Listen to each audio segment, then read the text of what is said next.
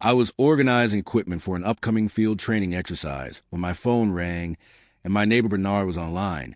His voice tight as he told me that two men in tactical style gear had been at his house 3 times this week.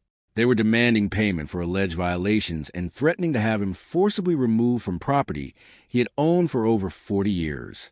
My name is John Mercer. I'm a 32-year-old active duty Army staff sergeant stationed at Fort Riley, Kansas. I currently serve as a platoon sergeant for an infantry platoon in the 1st Infantry Division, where I spent the past 13 years leading soldiers, conducting training operations, and enforcing the discipline and readiness that keep a unit prepared for deployment. My job meant managing 38 soldiers, coordinating complex training exercises, maintaining strict equipment accountability, and making tactical decisions during field operations that required leadership, judgment, and the ability to project authority when situations demanded it. I lived off post in a rental house in Junction City, roughly 12 miles from base. I chose that quiet neighborhood deliberately, largely because my next-door neighbor was a 78-year-old Vietnam War veteran named Bernard Walsh. Bernard had served in combat with the 101st Airborne Division and had become something of a mentor to me, sharing stories from the war and offering the kind of hard-earned wisdom that only comes from having faced real combat decades before I was even born.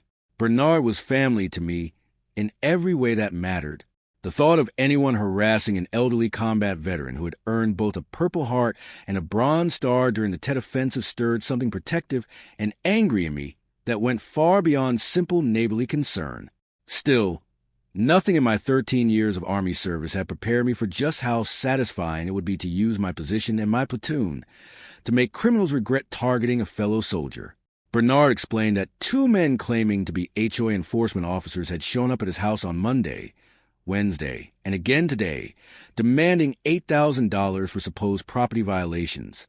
When he told them he wasn't part of any HOA and asked them to leave, they became aggressive, threatening property seizure and forcible removal. Bernard sounded shaken, and I could hear the stress in his voice.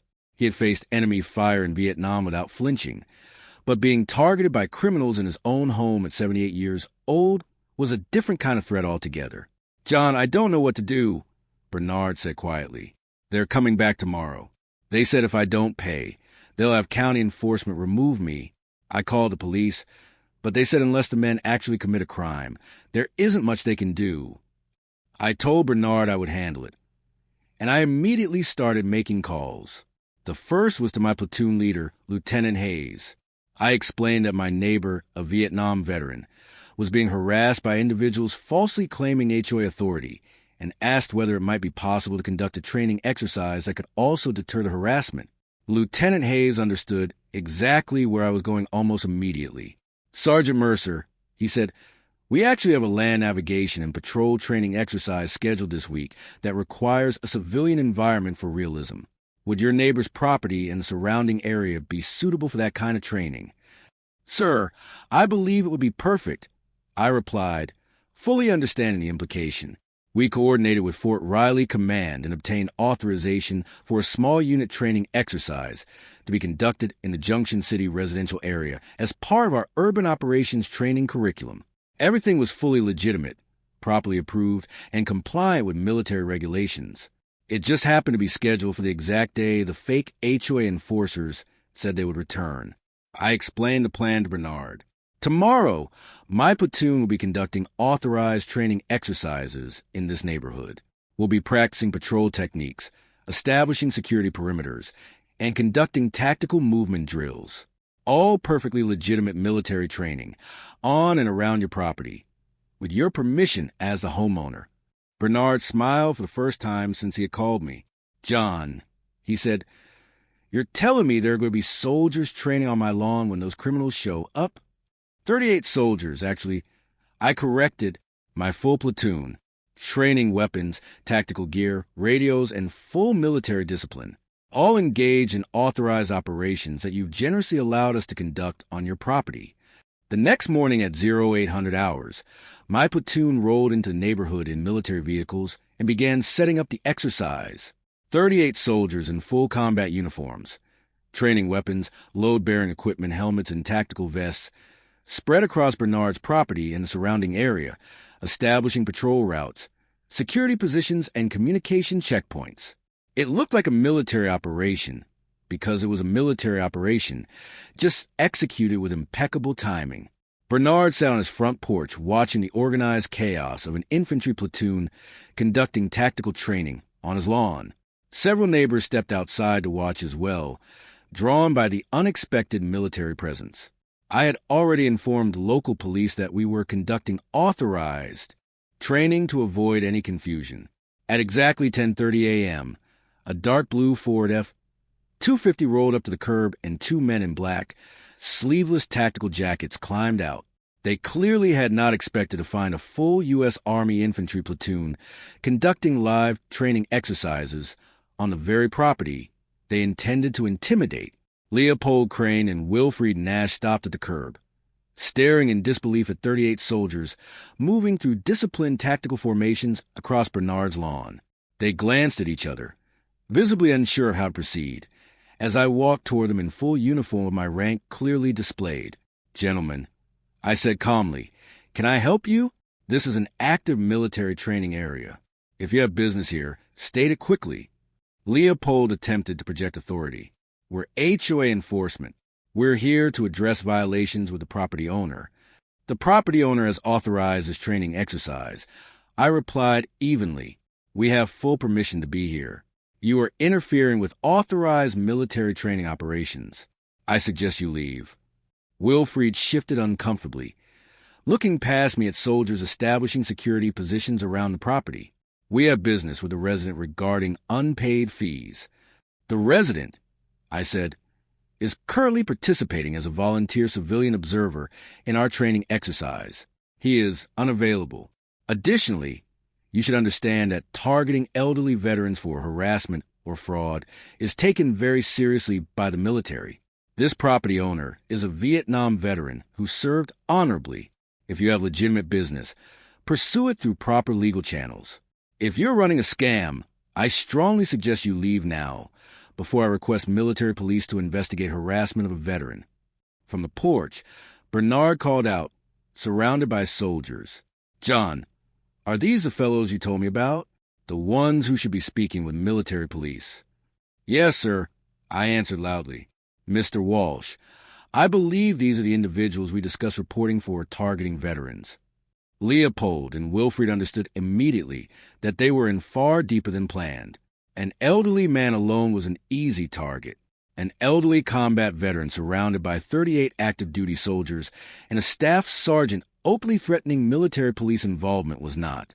They retreated quickly, climbed back into their truck, and drove off without another word. I contacted Junction City Police and reported the incident, providing the vehicle description and license plate.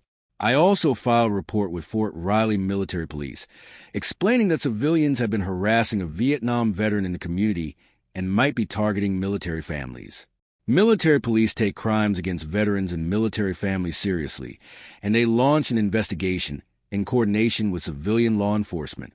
The investigation revealed that Leopold and Wilfried have been running fake HOA enforcement scams across Junction City and Manhattan, Kansas, deliberately targeting military spouses, while soldiers were deployed and elderly veterans they believed were vulnerable. What they hadn't accounted for was targeting a Vietnam veteran who lived next door to an active duty staff sergeant with access to an infantry platoon conducting fully authorized training at exactly the wrong time for them. The investigation became a joint civilian-military effort. Detective Maxwell from Junction City PD worked alongside Fort Riley Military Police. Evidence surfaced from multiple victims, including 3 military spouses whose husbands were deployed overseas when the scammers targeted them.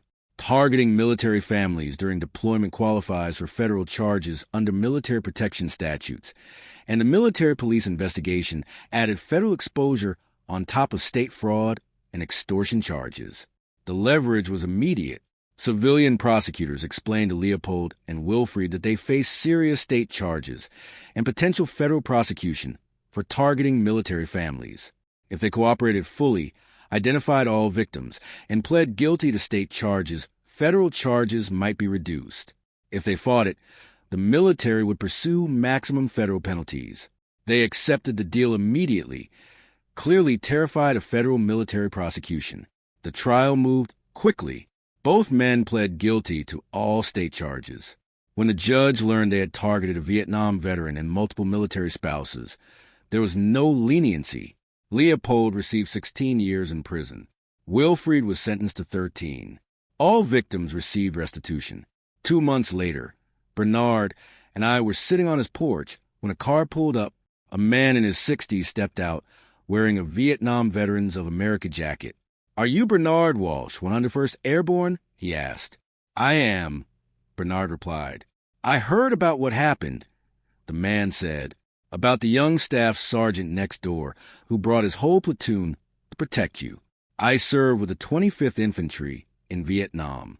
When I heard a Vietnam vet was being harassed and his active duty neighbor stood up for him, I had to come say thank you. Thank you for your service and thank you, Sergeant, for protecting one of ours." I shook his hand. "Sir, Mr. Walsh has been a mentor to me since I moved here.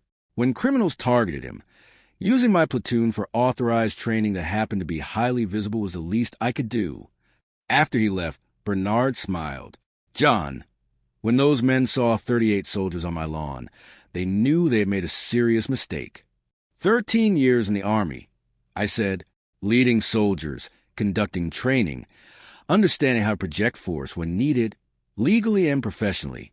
It just sent a very clear message that this veteran wasn't alone. Bernard nodded. "That's what we do. We take care of our own.